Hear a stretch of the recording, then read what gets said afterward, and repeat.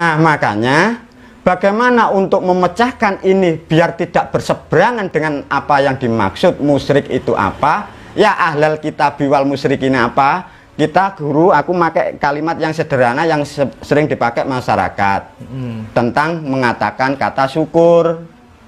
La in syakartum la azidanakum wala in kafartum inna azabila sadid.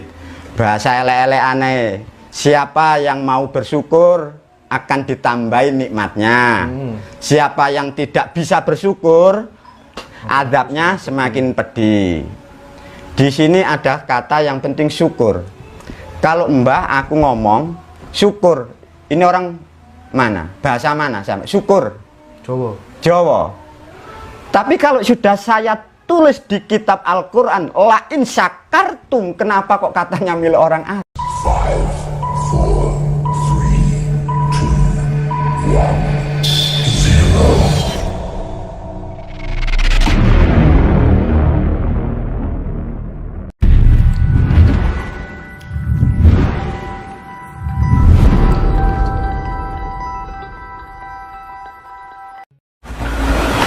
Mbah Aan niki ngajengaken dialog tempo hari ya Mbah. Iya. Kemarin kan panjenengan sempat bercerita tentang bagaimana dialog antara Kanjeng Syekh Siti Jenar, Sunan Kalijogo dan Sunan Bonang yang di atas perahu. Nah, yang ingin saya tanyakan itu kan dialog hanya 3 orang. Iya. Terus dari mana panjenengan kok bisa tahu dialog tersebut, Mbah? Sebelum saya jawab, kita mulai untuk berdoa dulu, semoga diberi kelancaran dan dimudahkan. Para pemirsa, para pendengar, khususnya dari keluarga Ngaji Roso dan seluruh tim, terima kasih atas kehadirannya kita untuk mencari, menggali sesuatu yang membawa manfaat kepada bangsa dan negara, agar nanti pembahasan, pemahaman, statement yang sudah dikeluarkan oleh saya biar tidak mengembang. Nanti aku selaku tak macak guru di iki ya, selaku guru nanti biar runtut gini loh, jadi tidak ngembang-ngembang. Artinya saya harus memberikan sesuatu arahan dulu, gitu ya. Ayo para pemirsa, barangkali kemarin yang sempat koplak ya, kepalanya pusing dengerin suaranya Mbah, kadang tidak masuk akal, kadang yang kurang benar, mohon maaf dulu. Saya juga mewakili dari Ngaji Roso karena kemarin aku lagi tahapan belajar. Bismillah para pendengar, para pemirsa, sebelum memulai pemahaman ini ada satu kalimat dari saya.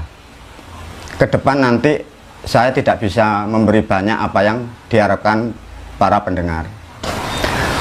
Untuk memahami biar tidak terjadinya polemik di masyarakat timpang tindih, ini harus runtut. Ada dalam pembahasan Ngaji Roso, artinya kan belajar terus. Belajar ini biar terarah dan mengarah sesuai yang diharapkan. Statementnya, judulnya belajar. Anda mungkin punya pemahaman tentang belajar macam-macam boleh, tapi aku selaku pengajar lewat media ini mempunyai metode beda, sehingga barangkali nanti ada bahasa yang kurang tepat di luar, itu di luar pemahaman saya. Paham ya? Coba guru memahami gini, Indra. Belajar, apa sih yang dimaksud belajar? Ini harus terjawab dulu. Niat dan tujuannya belajar apa? Belajar poinnya itu ada 2. Namanya belajar nomor 1, memperpanjang penalaran, memperpanjang pemikiran, memperluas pemikiran. Nomor 1 itu. 2, tatkala penalaranmu sudah kau perpanjangkan, pemikiranmu sudah kau panjangkan, yang kedua harus tercapai, mempertajam nilai rasa manusia. Kalau substansi 2 belajar ini tidak mengena, artinya belajarmu salah. Bisa ditangkap? Tujuan belajar apapun memperpanjang penalaran, memperpanjang pemikiran, mengasah agar nilai rasa semakin peka tentang kehidupan. Tatkala perasaanmu peka tentang kehidupan, kita akan mudah untuk memutuskan itu salah atau benar, sehingga hidup ini sudah bisa mengarah untuk mengarahkan hidup kita dengan sendirinya. Dan barangkali nanti ada masukan dari luar, kita sudah peka, ini salah, ini benar. Nah, inilah tujuan yang disebut tujuan belajar. Nah, dari belajar ini kita masuk lebih dalam ya, para pemirsa, para pendengar. Belajar itu ada bahasa 3 ini intinya. Kira-kira apa, Andra? Tujuannya belajar sudah ketemu. Memperpanjang penalaran, mengasah nilai rasa semakin tajam. Ini ada 3. Nomor 1 adalah pengetahuan. Manusia belajar, kalau tidak ada pengetahuan, kalian tidak akan belajar namanya. Itu berhalu. Nah, untuk mengetahui namanya ilmu pengetahuan, bisa memakai mata yang diberi oleh Tuhan. Bisa mendengar sesuatu dari suara dari orang lain. Ini baru pengetahuan. Bisa lewat buku. Artinya, tatkala sudah belajar, kita harus punya namanya pengetahuan. Ilmu pengetahuan. Ilmu pengetahuan dibagi 2. Ada yang rasional, ada yang tidak rasional, ada yang nyebut irasional. Tidak saya kupas ya. Yang penting tahu bahwa ilmu pengetahuan ada 2. Rasional dan tidak rasional. Nomor 2, tatkala ada rasional dan tidak rasional, ini ada tekniknya. Nah, ini. Apapun yang kau lihat dari kitab, apapun yang kalian lihat ini harus ada tekniknya. Bisa ditangkap, Hendra? Dari ilmu teknik, ini manusia tidak bisa lepas dari ruang dan waktu. Ruang dan waktu dimanapun engkau berada, di suatu negara, dia dinaungi namanya kalender. Tatkala ruang dan waktu ada kalendernya, ini harus dipenuhi namanya syarat, sarana, dan prasarana. Syarat, prasarana, dan prasarana nanti ada lagi masuk ke hal substansi yang irasional, namanya uborampe. Paham ya? Dari ilmu pengetahuan dikembangkan, dijalankan sesuai dengan tekniknya, ini nanti menghasilkan namanya pengertian. Makanya ilmu pengetahuan dijalankan dengan tekniknya menghasilkan namanya pengertian. Lah, pengertian ini pendidikan jarang di Indonesia, yang ada hanya pengetahuan. Makanya di Indonesia, di negara lain banyak orang itu pandai atau pinter karena hanya mengetahui tapi tidak mengerti. Sedangkan kehidupan di dunia dimanapun sebenarnya yang dibutuhkan itu pengertian, bukan kecerdasan, bukan kepandaian. Bisa runtut ya? Iya. Nah, untuk menghasilkan pengertian, terutama nanti lewat media ini, agar nanti tidak menjadikan saling hujat, saling menghina, saya beri gambaran begini. Ini metode mudah, Andra. Kita berada dalam satu negara Indonesia, keadaannya majemuk. Clear ya? Anggapnya kemajemukan yang ada di Indonesia, di bumi Pancasila, di bawah bumi Pancasila, di dalam bumi Pancasila, itu ada namanya berlian. Berlian yang nilainya tidak akan pernah ternilai di bawah bumi Pancasila. Di atas bumi Pancasila ini ada suku, ada agama. Clear ya? Saya anggap begini, untuk mencapai briliannya bumi Pancasila, caranya gimana, Guru? Ya, caranya mudah. Anggap aja buat lingkaran. Anggapnya ini berlian di dalam. Semua mau mengambil manfaatnya berlian. Tidak bisa.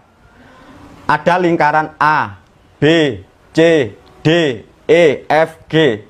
Lingkaran ini anggap ini mewakili suku.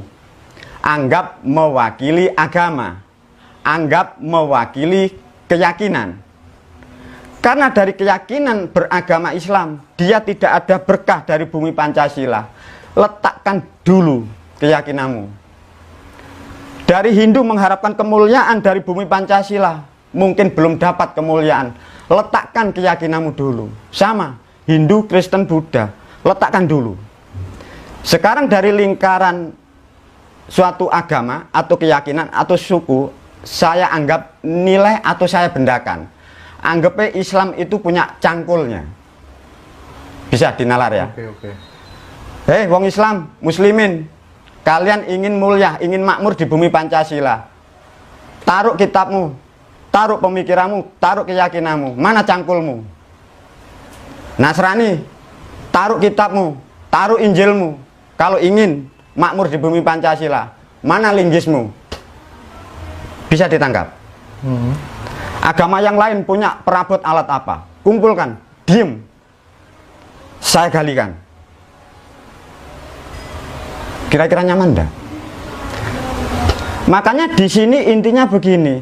Tatkala dalam pemikiran masyarakat kita di Indonesia ada kata keyakinan, ini belum kalian lepas, belum Anda letakkan, kalian selalu berkelahi. Konsepnya dari kata keyakinan ini loh masalahnya di negara kita. Coba nanti saya masuk, dibantah, dituntun dari sini. Ayandra. Berarti Mbah, kalau misalnya kita mau masuk pada tahapan belajar lebih tinggi, harus dikosongkan dulu. Makanya untuk belajar, karena ini satu majemuk, kecuali saya mendidik Hindu, kita tidak masalah. Islam sendiri saya didik, saya tidak masalah. Karena saya mewakili seluruh elemen. Sedangkan ini terjadi silang pendapat. Makanya harapan saya, letakkan dulu keyakinanmu, anggap itu alat, kasihkan saya. Kamu ingin apa di Indonesia? Kenapa nggak dipertemukan aja yang membuat perbedaan-perbedaan dari berbagai macam keyakinan? Tidak akan pernah bisa ketemu. Karena mereka lahir sudah punya asupan itu.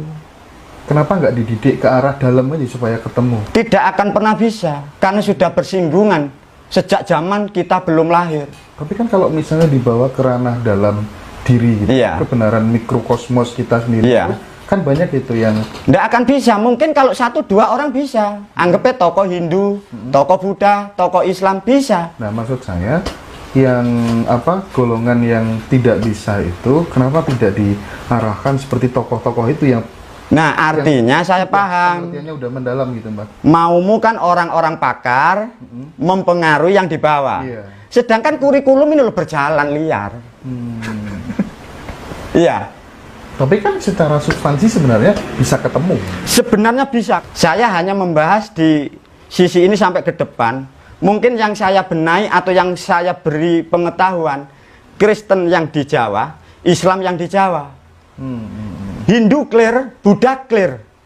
Tidak ada masalah di dunia. Di Pancasila tidak ada. Lihat orang Hindu damai mulia, Buddha nyaman damai mulia. Ini yang kurang benar kan di sini nih, yang seling berkelahi. Artinya ada apa? Lah ini nanti yang coba saya bantu nanti solusi. Tatkala ini nanti ketemu bisa menyatu. Oke.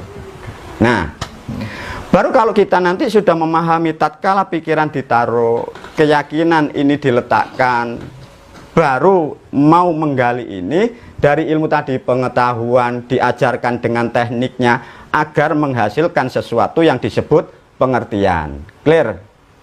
Lah pengertian yang pokok ini menghasilkan nilai hidup, menjadikan satu kesatuan. Artinya yang Kristen ngerti Kristennya, yang Islam ngerti Islamnya. Lah kalau tentang negara untuk disatukan ini harus ada kurikulum, Kalau tidak ada kurikulum, ini menyebar, membuat tafsir masing-masing. Itu contoh Hindu, Buddha, tafsir jelas, sehingga umatnya mendapatkan asupan jelas, sehingga tidak multi tafsir. Coba saya masuk ke ranah tentang sosial yang sering berbenturan. Kemarin sempat ada kafir, musyrik, dan syirik. Ini sangat luar biasa. Sebelum masuk situ, barangkali pertanyaan saya yang awal tadi, Mbak, perlu dijawab, Mbak. Dialog 3 wali itu, itu kan dialog internal ibaratnya. Jenengan kok bisa tahu dari mana? Itu gampang, itu pengetahuan sejarah. sejarah itu bisa dipakai, bisa tidak. Itu tidak pokok. Yang penting dari ilmu ini nanti menyebar. Apa yang kita bicarakan masyarakat lebih tahu, lebih bijak, lebih cerdas. Nanti tetap saya jawab ya. Saya tak masuk tentang pengertian. Siap. Monggo Mbah. Dari pengertian ini kita ngomong kemarin sempat semua diharamkan, semua dimusyrikan. Itu asalnya dari mana toh Gus? Menurut kamu aja. Musyrik itu. Coba menurut kamu. Musyrik. Waduh. Musyrik itu ya muncul kata musyrik, muncul kata syirik itu sebatas yang saya pahami. Ya karena pengertian yang ya barangkali pengetahuan yang belum jadi pengertian aja Mbak. Makanya itu kan substansinya itu kan dari ada kitab itu ya ahlal kitabi wal musyrikina finari jahanam. Substansi ini loh nggak kepecah. Karena diterangkan musyrik. Ada kaitannya dengan apa? Ayat tentang syukur itu, Pak. Nah, makanya bagaimana untuk memecahkan ini biar tidak berseberangan dengan apa yang dimaksud musyrik itu apa? Ya ahlal kitabi wal musyrikina apa? Kita guru aku pakai kalimat yang sederhana yang sering dipakai masyarakat tentang mengatakan kata syukur. Apa antara dalilnya kamu yang pernah ngaji? La in syakartum la azidannakum. Bismillah. Apa? La in syakartum la azidannakum wala in kafartum inna adzabil sadid. Bahasa elek-elek aneh. Siapa yang mau bersyukur akan ditambahin nikmatnya. Siapa yang tidak bisa bersyukur, azabnya semakin pedih. Di sini ada kata yang penting syukur. Kalau Mbah aku ngomong syukur, ini orang mana? Bahasa mana? Sama syukur. Jawa. Tapi kalau sudah saya tulis di kitab Al-Quran, la in syakartum, kenapa kok katanya milik orang Arab? Sakar iku syukur. Kalau saya ngomong syukur katanya kejawen, Hindu Buddha. Tak rubah saya tulis di Quran la in sakar. Loh kok hilang Jawanya? Bener ndak? Lu lah aneh Chandra. Aku nek ngomong ayo syukur marang pangeran, wah iku kejawen, iku Hindu. Tapi nek la in syakartum syukur dirubah dadi sakar, kok jarene teko Arab. Kita masuk ke ranah yang penting. Yang dimaksud di situ coba orang manusia dihimbau, diberi motivasi, disuruh bersyukur. Clear ya? Ini nek mulai masuk. La in syakartum la azidannakum wa la in kafartum inna adzabil sadid. Saya bertanya, manusia disuruh bersyukur dari perintah kalimat ini, disuruh bersyukur kepada siapa? Clear? Ayo. Oh jadi arek-arek ini enggak boleh, mohon maaf, clear, ganti rejoice ya. Rejoice Mbak ya. Ya, bener dah. Iya Mbak, rejoice. Andra bersyukur atas nikmat yang telah didapatkan selama ini, Mbak. Itu kan keterangan hasilnya syukur.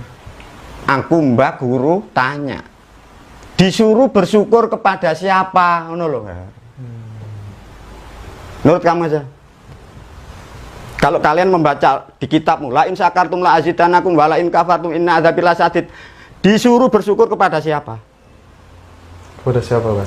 Lah enggak tahu lah kamu itu ayatnya orang beragama apa? Gus, menurut gue. Loh, ngono loh ya. Bener lah. Pinter ya, Mbak. Bukan lho, kuan gak pinter-pinter kumpul mbahmu bolak-balik. Wes ya, Gus? Nggih. Iki lho, Nggar. Kalimatnya udah jelas, sapa sing gelem syukur bakal ditambahi nikmat rahmate. Sapa sing gak gelem syukur bakal diadab siksane luwe pedih. Ini belum terjawab, syukur nang sapa, mungkar nang sapa, ngono lho, Nggar. Nah, inilah yang jadi polemik sudah ratusan tahun di negara kita. Wes, diterangno. Untuk memaknai itu apa nggak perlu asbabun nuzul kalau katanya bahasanya pendakwah-pendakwah itu? Sekarang kalau kita ngomong asbabun nuzul, siapa sih yang tahu asbabun nuzul tentang Quran? Wes, kalau ini mulai nyebar ya. Ini siapa yang